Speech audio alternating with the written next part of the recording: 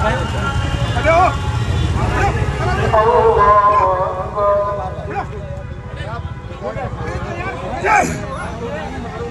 सजदे में थे, देख सकते हो भाई लोग, सजदे में थे भाई लोग। এদের আস্পর্দা কে দিল? এত বড় আস্পর্দা একটা নামাজিকে মারবে।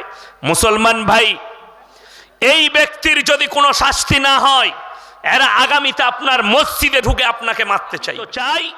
এই অফিসারের ফাঁসি হওয়া দরকার। কেন?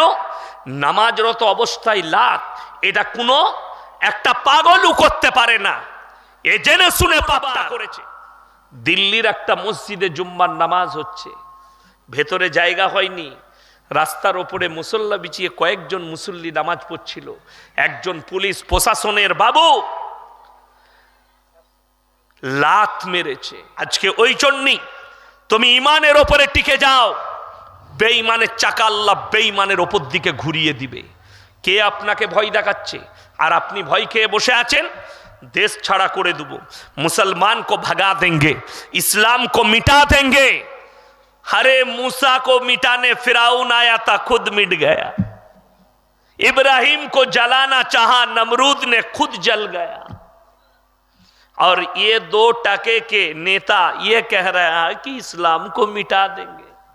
आसामेर मुख्यमंत्री हिमंत बिश्व शर्मा जी तिनी मीडियार सामने प्रकाश्ये बोलছেন, हमारा मिशन है हिंदुस्तान से मदरसा को मिटाना। जरा दिमाग से बात कीजिए, अंग्रेज को भगाने में यही मदरसा का अहम हिस्सा था। मेरे असम के मुख्यमंत्री जी, मैं विनती करता हूं, जरा हमारा रसूल सल्लल्लाहु अलैहि वसल्लम के बायोडेटा को पढ़ लीजिए, उसके बाद बात कीजिए। মাদ্রাসা কে কেন মিটাবে? তিনি तहमत লাগিয়েছেন मदरसा में आतंकवादी बनता है, बोले मदरसा को तोड़ दो, मदरसा में आतंकवादी बनता है। আমি বলতে চাই, যদি মাদ্রাসায় একটা কেউ যদি খারাপ কাজে জড়িত থাকে, তার লেগে যদি মাদ্রাসাকে ভেঙে দিতে হয়, উড়িষ্যার স্বাস্থ্যমন্ত্রী 6 মাস আগে তার বডিগার্ড এসআই সে নিজে গুলি করে হত্যা করেছে উড়িষ্যার স্বাস্থ্যমন্ত্রীকে। তাইলে খোঁজ লাও, সেই এসআইটা কোথায় পড়াশোনা করেছে, সেই কলেজটাকে গুড়িয়ে দাও, সেখানে আতঙ্কবাদী তৈরি হয়। বড় কষ্ট লাগে, দুঃখ লাগে। 2 দিন আগের খবর, গত আজকে কি বার? শনিবার, আজকে রবিবার না, শনিবার, রবিবার পড়ে গেছে, শুরু হয়ে গেছে শনিবার। শুক্রবার দিল্লির একটা মসজিদে জুম্মার নামাজ হচ্ছে, ভেতরে জায়গা হয়নি, রাস্তার ওপরে মুসল্লা বিছিয়ে কয়েকজন মুসল্লি নামাজ পড়ছিল। একজন পুলিশ প্রশাসনের বাবু লাত মেরেছে মুসল্লিকে, মাথায় চড় মেরেছে মুসল্লিকে। যাই হোক, আমি তো ধন্যবাদ দেব উত্তরপ্রদেশের একজন মোল্লা মাহমুদ মাদানি, তিনি কেস করেছেন, এফআইআর করেছেন সুপ্রিম কোর্টে। সেই অফিসারকে বরখাস্ত করেছে দিল্লি পুলিশ, তার উপরে কারবাই হবে। আলহামদুলিল্লাহ, কারবাই হলে ভালো, কিন্তু আমি তো চাই এই অফিসারের ফাঁসি হওয়া দরকার। কেন? নামাজরত অবস্থায় লাত, এটা কোনো একটা পাগলও করতে পারে না। এ জেনে শুনে পাপটা করেছে।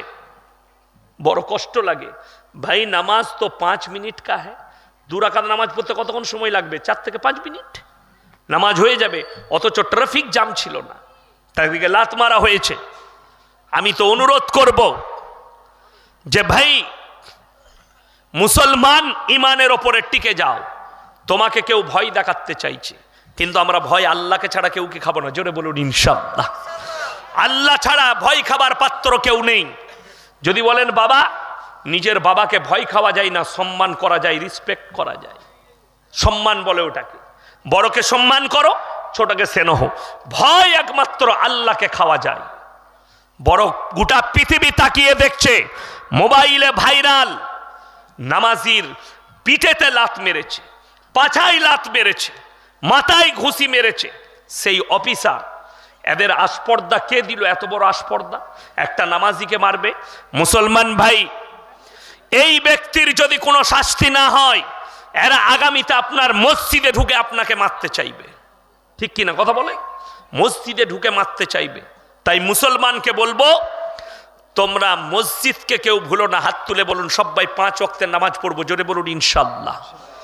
যুবক যুবতী উভয়কে অনুরোধ করে যাব, নামাজ কেউ ছাড়বেন না জীবনে, নামাজ কম্পালসারি।